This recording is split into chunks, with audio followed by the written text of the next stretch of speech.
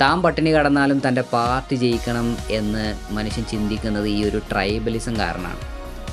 ഇന്നത്തെ കാലത്ത് നമ്മൾ വോട്ടിംഗ് എന്നൊക്കെ പറയുന്നത് ഒരു ടീം സ്പോർട്ട് പോലെയായി മാറിയിട്ടുണ്ട്.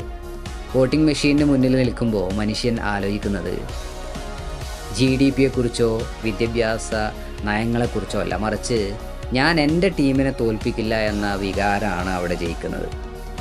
എന്തുകൊണ്ടാണ് മനുഷ്യൻ ഇത്തരത്തിൽ സ്വന്തം കാലിൽ കോടാലി വെക്കുന്ന തരത്തിൽ വോട്ട് ചെയ്യുന്നത് എന്ന ചോദ്യത്തിന് ഉത്തരം നമ്മുടെ പരിണാമ ചരിത്രത്തിലുണ്ട്.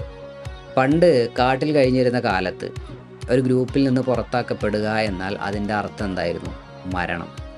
അതുകൊണ്ട് തന്നെ ഒന്നിച്ചു നിൽക്കുക എന്നത് നിലനിൽപ്പിൻ്റെ ഒരു പ്രശ്നമാണ്.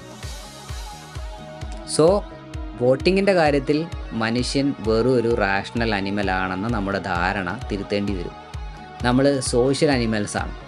അറിവിനേക്കാൾ കൂടുതൽ മനുഷ്യൻ വിലമതിക്കുന്നത് അംഗീകാരത്തെയാണ്. നയത്തേക്കാൾ കൂടുതൽ നമ്മൾ ഫോക്കസ് ചെയ്യുന്നത് ഐഡൻറ്റിറ്റിയിലാണ്.